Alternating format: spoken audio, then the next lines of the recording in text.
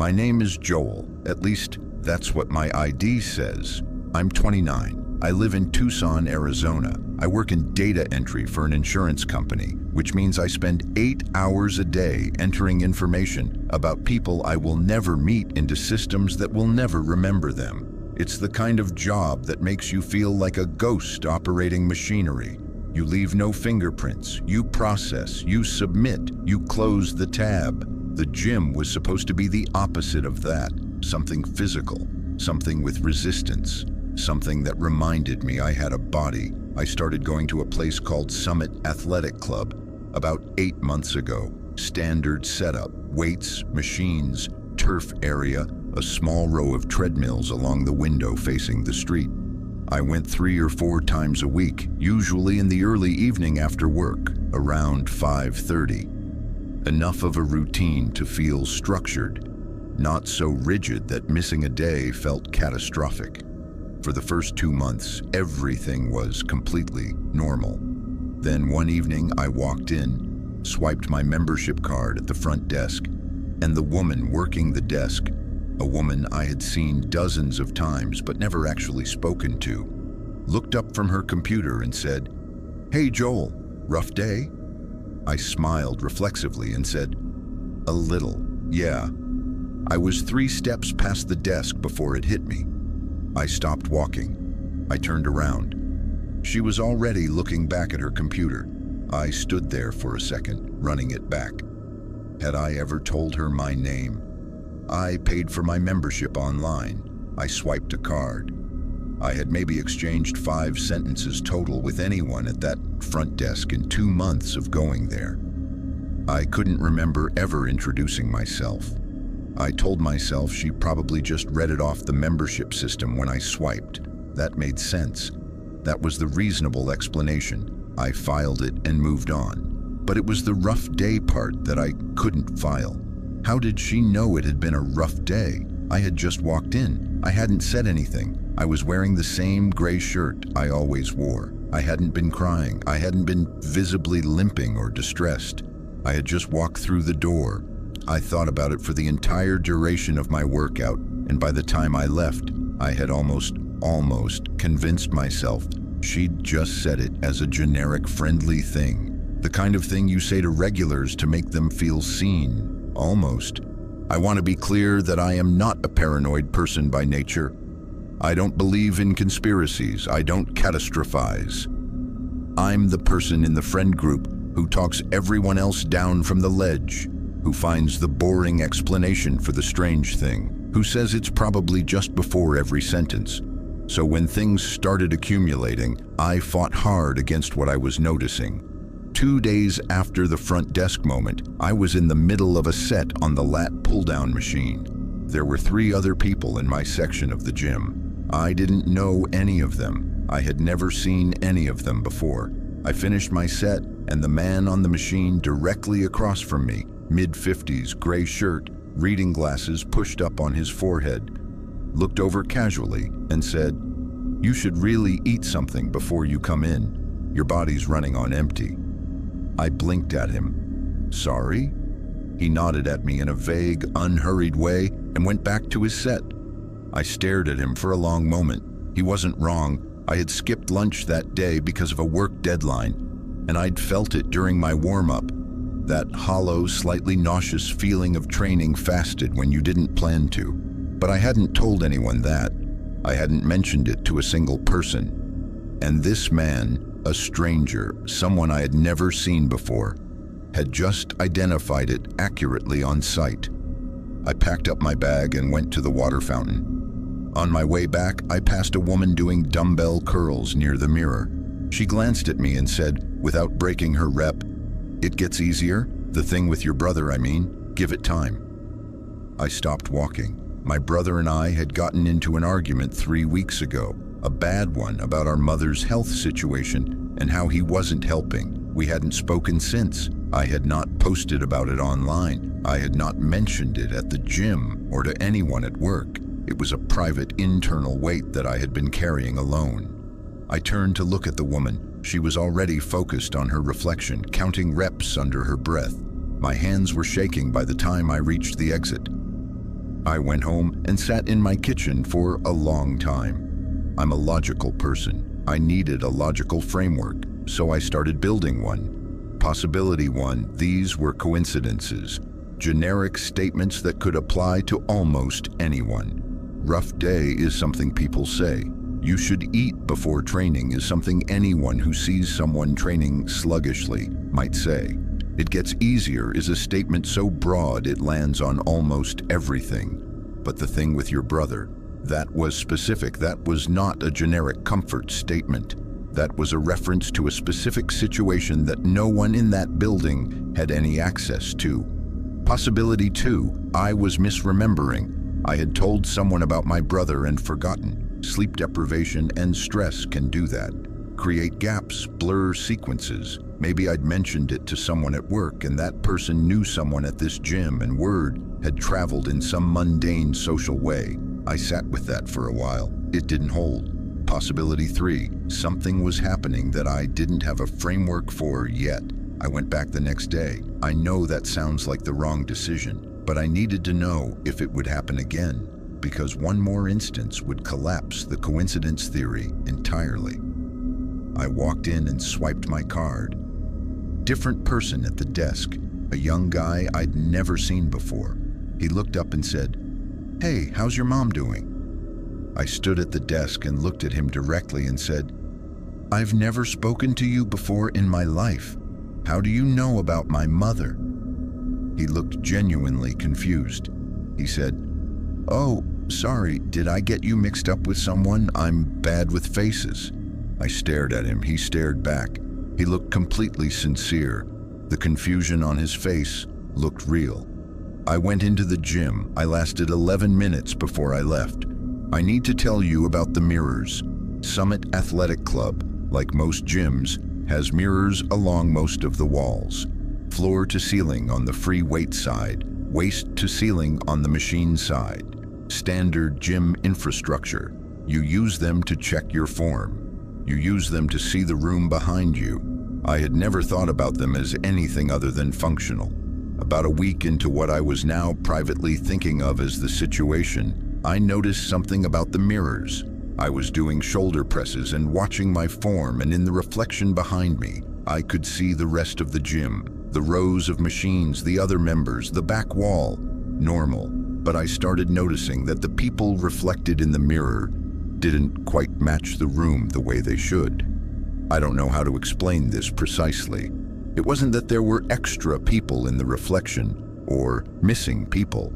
It was more like the timing was off. When someone in the actual room moved, their reflection moved a fraction of a second later.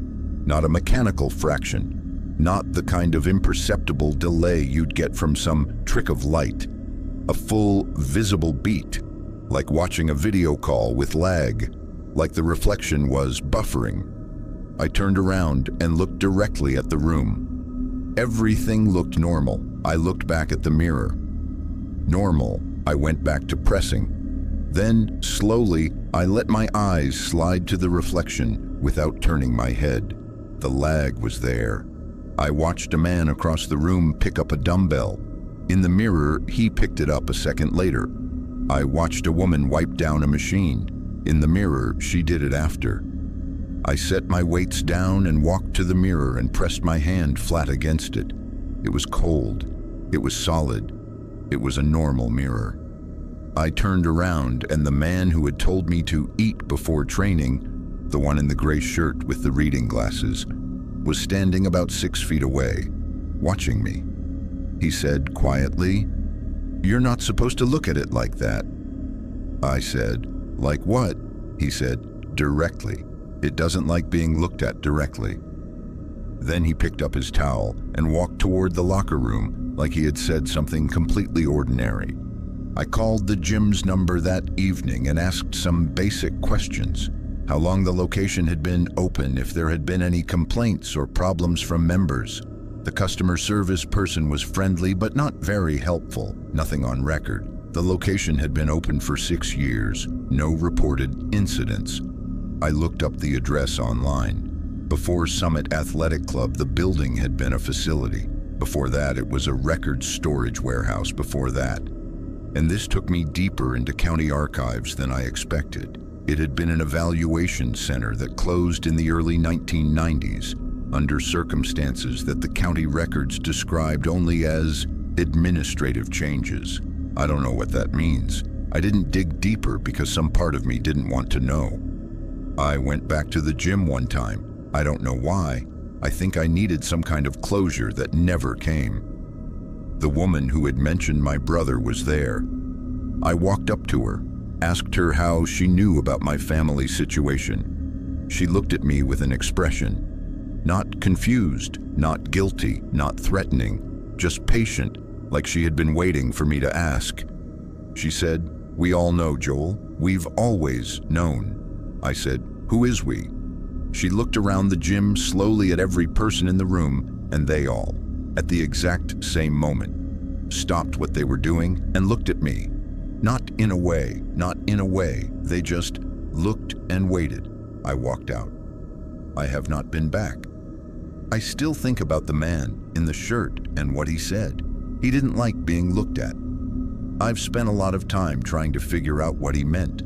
The mirror, the room, the building, something else. I don't go to gyms anymore. I work out at home now in my living room with the blinds down. I don't have any mirrors at home. My name is Diane. I'm 34 and I live in Minneapolis, Minnesota. I want to start by saying that I am a practical person. I'm a nurse. I've worked in a cardiac ICU for 9 years.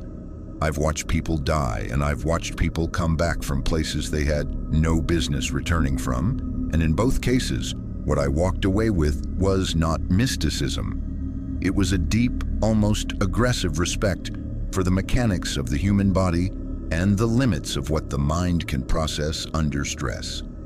I say this not to establish credentials, but to explain why it took me so long to accept what was happening.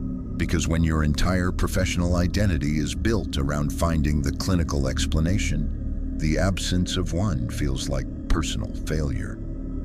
I joined a gym called Meridian Fitness about 14 months ago. It was part of a deliberate life restructuring after a divorce. My ex-husband and I had shared a gym membership across town. And after everything was finalized, I wanted a new space. New equipment, new faces, a place with no history attached to it. Meridian was about 6 blocks from my apartment, clean, well-lit, open 24 hours, which mattered because I work rotating shifts, and my schedule is never consistent. Some weeks I'm going at 6 a.m., some weeks it's 2 in the afternoon, some weeks on night shift recovery days, I'm walking in at 11 p.m. when the place is nearly empty. The irregularity of my schedule is important. Remember that. The first strange thing happened on a Thursday evening in late October. I had just come off a 48-hour stretch of difficult shifts. 2 codes in one night, a patient I'd been rooting for who didn't make it. And I was in the kind of bone-tired state where you feel simultaneously exhausted and too wired to sleep. I went to the gym because movement helps me decompress. Always has. I was on the treadmill for about 20 minutes when I noticed a woman on the treadmill at the far end of the row. She had her back to me. Dark hair pulled into the same kind of low bun I wear when I work out. Same general height as me. She was wearing a heather gray long-sleeve shirt, the same shirt I was wearing, which I noticed and thought was mildly funny in the way that matching outfits with a stranger is briefly funny. She was running at what looked like my pace, the treadmill belt moving at the same rhythm as mine. I looked at her for a moment and then looked away because staring at strangers is rude and I didn't want to be that person. I looked back about 5 minutes later. She was gone. The treadmill at the end of the row was empty and the belt was still. I didn't think about it again until it happened the second time. 2 weeks had passed. It was a Tuesday. The afternoon was halfway over. I was at the gym in the weight room doing a workout with dumbbells. I had only slept for 4 hours after working a night shift. I was not feeling tired. I was feeling a little weak. the way you do when you have been staying awake with coffee and adrenaline and you know you are going to crash soon. I was taking a break between sets, standing in front of the mirror, stretching my shoulder because I had hurt it a little on my lift. I was looking at my shoulder in the mirror, checking to see how well it was moving. Then my eyes moved a little to the left. There was a woman standing behind me in the mirror. She had hair pulled back into a low bun. She was wearing a shirt with long sleeves, which was weird because I was wearing a black tank top that day. She was standing 15 feet behind me and she was also stretching her shoulder. The same. She was moving it in the same slow circle. I quickly turned around. There was no one standing behind me. There was a man using a machine 30 feet away, and an older woman was near the dumbbells, even further away. Neither of them looked like the woman I had seen in the mirror. I turned back to the mirror. I was wearing my black tank top. My face looked normal. I stood there for a time trying to figure out what had just happened. I was trying to make sense of it. Maybe it was a trick of the light. Maybe I was seeing things because I was so tired. Maybe my brain was playing a trick on me because I was not fully awake. I had seen some weird things happen to my patients. I had read about weird things happening to healthcare workers who were extremely tired. I had only slept for 4 hours. It had been a really tough week. I was looking at my reflection in the mirror. My brain was trying to find a way to make things easier. That was the reason I told myself. I was seeing my reflection and my brain was doing something strange with it. When you are under a lot of stress, your brain can play tricks on you. I went home. I slept for 11 hours. I felt a lot better when I woke up. I did not think about the shirt again. The third time, I was not tired. I had just come off 4 days off. I had slept properly, eaten properly, spent 2 days doing almost nothing. I was as rested as I ever get. I went to Meridian on a Friday morning feeling genuinely good, which is rare enough that I remember it specifically. I was in the stretching area in the back of the gym, working through my cool down. It's a small area, 2 foam rollers, some mats on the floor, a low bench along one wall. There's a narrow window at the back that looks out onto the alley behind the building. I was on my back doing a hip flexor stretch, staring up at the ceiling, when I heard footsteps enter the stretching area from the door behind my head. I tilted my head back to look. Upside down from that angle, I saw a woman walk past me to the foam roller on the far side. Dark hair loose now, not in a bun. She was wearing a heather gray long-sleeve shirt. I sat up immediately. I turned around. She was on the foam roller with her back to me, working on her thoracic spine, rolling slowly up and down the way you do for upper back mobility. The gray shirt. I said, "Hey." She didn't respond. I said it louder. "Hey." Nothing. She kept rolling, slow and methodical. I got up and walked around to the other side of the foam roller so I could see her face. And this is the part I have told almost no one, because I know how it sounds. I know the ways it sounds, and I have run every single one of them through my clinical brain, and I cannot make any of them hold. The woman on the foam roller had my face, not similar to mine, not a resemblance of the kind that makes you do a double take and then feel silly about it. Not a twin stranger, the kind of random human coincidence where genetic probability spits out 2 people with close enough features to be disorienting. It was my face, my specific face, the asymmetry of my jaw, the scar on my chin from a bike accident when I was 12, the particular shape of my nose that I have never seen on another person. She was looking at the ceiling with my face, and she was breathing, and she was rolling her back on the foam roller, and she had not heard me or seen me or acknowledged my presence at all. I stood over her and I couldn't move. My brain was doing that thing it does in a code situation, going very fast and very quiet at the same time, running through everything it knows, trying to find the page where this is written down and explained. There was no page. She stopped rolling. She sat up. She looked directly at me, and then she wasn't there. Not like she stood up and walked away. Not like I blinked and lost track of her. The foam roller was there, The mat was there, the bench was there. She was gone. Between one moment and the next, she was simply no longer in the space she had been occupying. I walked out of Meridian Fitness and sat in my car for 45 minutes before I could drive. I want to tell you what I did next because I think it is really important. I did not tell anyone about this. I know that sounds weird given what I'm telling you now, but you have to understand, I am a nurse. I know what happens when someone in my profession starts saying that they are seeing things.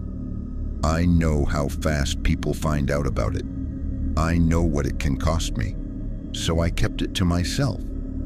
I did the only thing I could think of, which was to try to figure out what was going on. I started keeping a record of everything.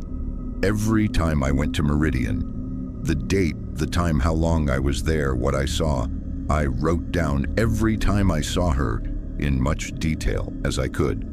I also included notes about how I was feeling, how sleep I had, how much coffee I had, what my schedule was like, and how stressed I was.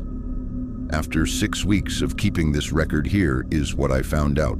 She appeared 5 times after the first time I saw her in the stretching room. I saw her on the treadmill, in the weight room mirror, near the water fountain, out of the corner of my eye, near the rack, and in the locker room. My reflection in the mirror was doing something that I was not doing. It was really creepy. The times I saw her did not have anything to do with how tired I was. 2 of the times I saw her were on days when I had gotten a lot of sleep. They also did not have anything to do with how stressed I was. The weeks when I was the most stressed were the weeks when I did not see her all. The one thing I could not figure out was the time of day. Every time I saw her, it was between 3 p.m. and 6 p.m. I never saw her at any time, no matter what time of day I went to the gym. I still do not understand why that is.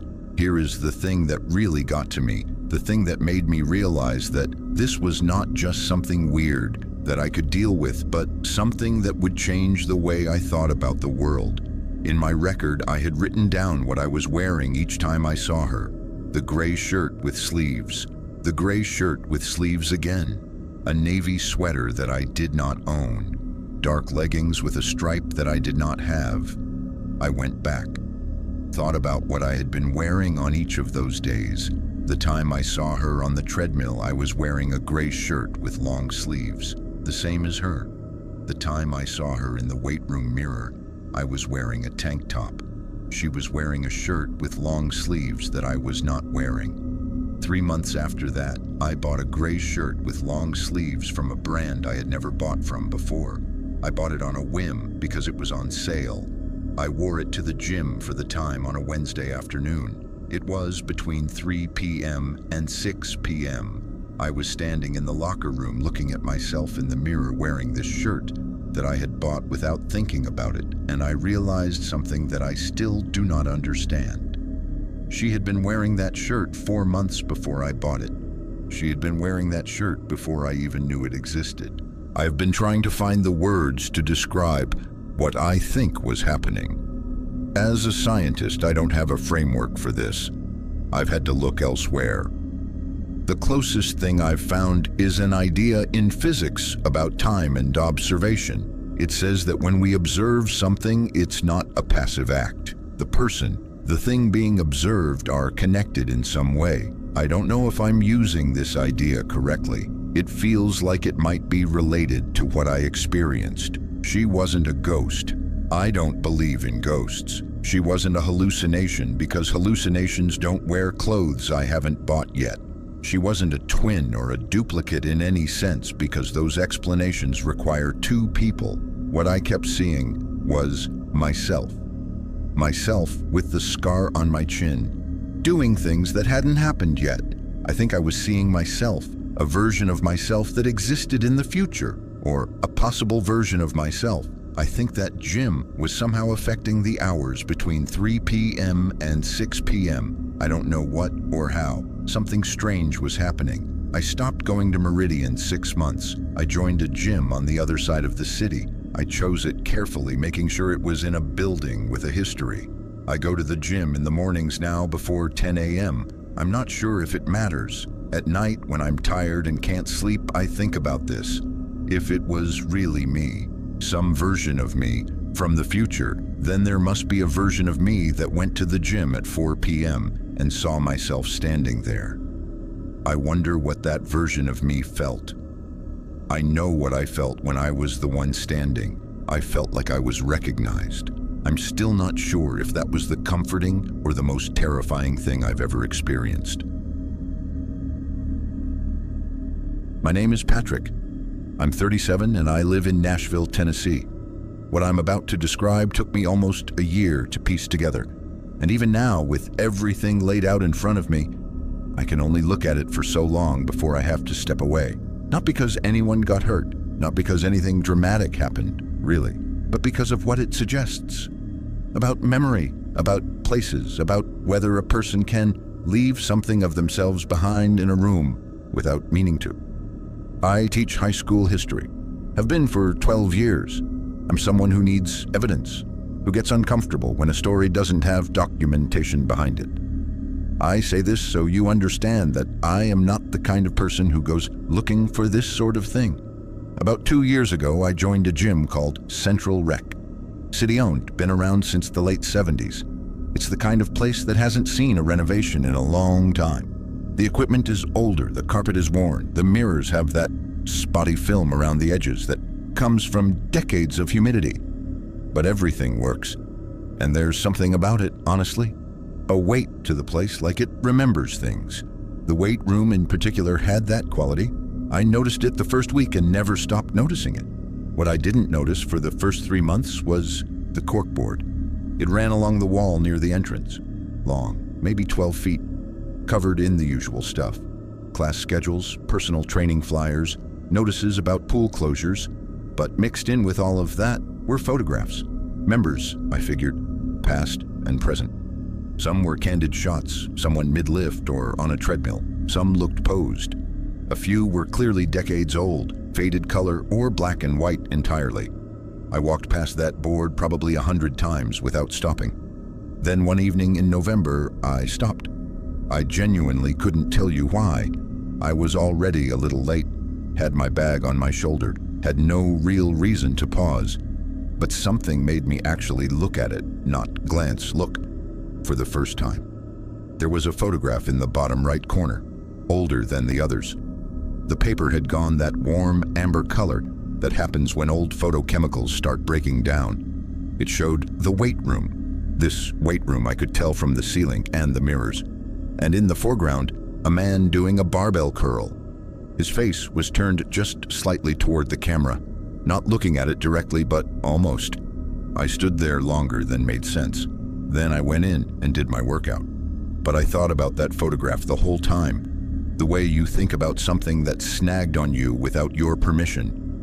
On my way out, I went back and looked again. I don't have a good way to say what I saw. I've tried a few different versions and none of them sound right. But the truest thing I can say is this. The man in that photograph looked like me, or like something that was heading toward me. Older, worn down, like someone who had been in that room for a very long time and wasn't entirely surprised to still be there. I want to be precise about what I did next, because precision matters here, and I spent a long time being imprecise about it, and it cost me. I took a picture of the photograph on the corkboard with my phone. I went home and I looked at it on a larger screen. I looked at it for a long time. Then I looked at myself in the bathroom mirror for a long time. The resemblance was strong enough to unsettle me and ambiguous enough to dismiss. That is the most honest description I can give. I could have written it off. I almost did. But I am a history teacher, and history has taught me that the thing you almost look at directly is usually the thing worth looking at. I went back to Central Rec the next day and asked at the front desk about the corkboard.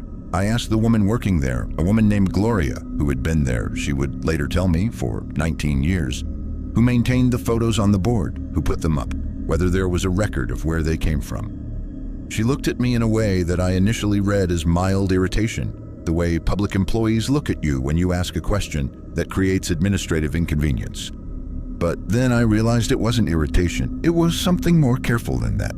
She said the photos had always been there. that they accumulated over time, that when she started working there in the mid-2000s, most of them were already up.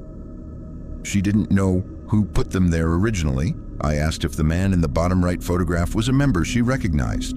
I showed her the picture on my phone. She looked at it for a moment, then she said, "That's Henry."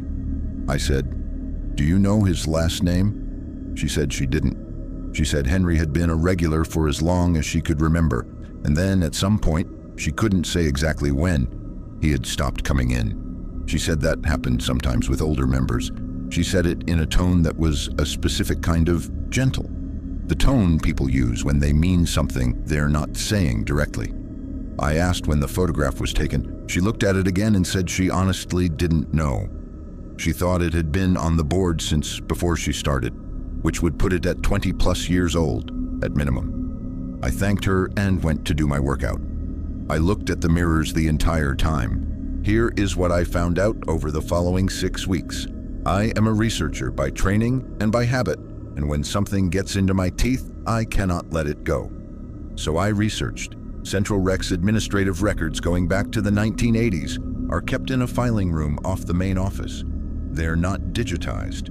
They're physical files, membership cards, the kind of cardstock record keeping that predates computers in public facilities. I asked the facility manager, a man named Gerald, who seemed both bemused and slightly flattered that anyone was interested in the history of the place, if I could look through them for a personal research project. He said yes, which surprised me, and set me up in a small room with 3 decades of membership files and a legal pad. I was looking for a Henry, first name only, since that was all I had. I found 4 Henrys across the membership records spanning 1979 to 2003. 3 of them had clear start and end dates. They'd joined, paid dues for some period, and then their membership had been marked closed, usually with a date and sometimes a brief note. Moved, deceased, transferred to senior program. The 4th Henry had a start date, January 1981, and no end date. His membership card had never been closed out. In the column where the end date should have been, there was nothing, just blank cardstock. His file was thicker than the others, with what appeared to be a long string of annual renewal receipts. But they stopped abruptly in 1987. No closure note, no moved or deceased, just a stop. I noted his full name, Henry Callahan, and went looking. What I found in the public record was limited but coherent. Henry Callahan had lived in Nashville. He had been, according to a brief mention in a 1986 community newspaper I found in the library's microfiche archive, a regular at Central Rec, specifically cited as someone who had worked out there nearly every day for 5 years. The article was a small human interest piece about the facility's community regulars. He was described as quiet, consistent, and dedicated. There was no photograph accompanying his mention. He died in November 1987. The cause of death listed in the county records was cardiac arrest. He was 44 years old. I sat with that number for a while. I am 37. In 7 years, I will be 44. I want to tell you about the morning I went in at 5 a.m. Central Rec opens at 5 on weekdays. I had never gone that early. I'm not a morning person by nature, and my school schedule doesn't require it. But something was pulling at me, some instinct I couldn't name. And on a Thursday in January, I set my alarm for 4:30 and drove to the facility in the dark. The parking lot was nearly empty. 2 cars. I signed in at the desk. Different staff at that hour. A young man I'd never seen before who barely looked up, and went to the weight room. It was empty. I had never seen it empty before. Even at off-peak hours, there were always 2 or 3 people. At 5 a.m. on a Thursday, the weight room was completely vacant. Just the equipment, the low ceiling, the age-spotted mirrors, and the particular quality of silence that old buildings have. Not absence of sound, but the presence of something quieter than sound. I started my workout. About 20 minutes in, I became aware that the mirror was doing something. I don't mean the reflection was wrong, the way Diane described in that other story I read online. The one about the gym in Minneapolis. I don't mean there was a figure or a presence or something that shouldn't have been there. What I mean is harder to articulate and maybe more disturbing because of that. The mirror looked used. That's the only word I have. The way a room looks when someone has just left it. The air slightly different, a chair turned at a new angle, some imperceptible quality of recent occupancy. The mirror looked like someone had just been standing in front of it, like the reflection had just been vacated. I stood in front of it and I looked at my own face, and I did what I do when something doesn't sit right. I talked to it, out loud, in an empty room at 5 a.m., because that is apparently the kind of person I have become. I said, "Henry?" The weight room was quiet. Then, from somewhere in the building, not in the room, not close, but somewhere in the building, through walls and maybe through something else, I heard the sound of a weight being racked, the specific sound of a barbell being returned to a squat rack. One clean, metallic clang, then silence. I stood there until 7 a.m. when other members started arriving. I don't remember what I did during those 2 hours. I have no memory of the time between that sound and the first other person walking through the door. That gap in my memory is the thing that frightens me most. Not the sound, not the mirror. 2 hours of standing in that room with no retrievable content. I still go to Central Rec. I want to be honest about that. I still go 3 times a week, and I still walk past the corkboard, and the photograph of Henry is still there in the bottom right corner, slightly crooked. But something has changed. Something that I have told no one, except the people reading or listening to this now. 3 months ago, I was leaving after an evening session. I stopped at the corkboard the way I always do. I looked at Henry's photograph the way I always do. The man mid-curl, face turned slightly toward the camera, the age-spotted mirrors in the background. And I noticed something I had not noticed before. Something that had either always been there and I had missed it across dozens of viewings, or something that was not there before and is there now, in the mirror in the background of the photograph, barely visible at the edge of the frame, caught in the reflection of the weight room behind the photographer. A figure standing near the door, not in focus, too far back and too small in the frame to be clear, but the shape of a person standing and watching. You could dismiss it as a smudge, an artifact of old photograph chemistry, a trick of the low-resolution image. I have looked at that photograph on my phone, zoomed in, adjusted the contrast, done everything I can to clarify it. The figure is wearing a shirt that could be dark blue, or could be the dark green polo shirt I wore to the gym the first evening. I stopped at that corkboard and really looked at the photographs for the first time. I am a historian. I believe in primary sources. I believe in documentation. I also know that history is not just the past, looking forward into the future. Sometimes it is the past, looking back, watching the door, waiting for the person who will stop one November evening and finally look. Henry worked out at Central Rec every day for 6 years, until his heart stopped in 1987. The gym remembered him. I go 3 times a week now. I have been going for 2 years. I wonder sometimes in the specific quiet of 5 a.m., when the room is empty and the mirrors have that recently vacated look, I wonder how long a place has to hold a person before it decides to keep them. And I wonder when I eventually stop coming, whether there will be something left of me here too, whether the mirror will look used, whether someone will say my name in an empty room at 5 a.m. and hear from somewhere far away inside the building the sound of a weight being racked. One clean metallic clang, then silence.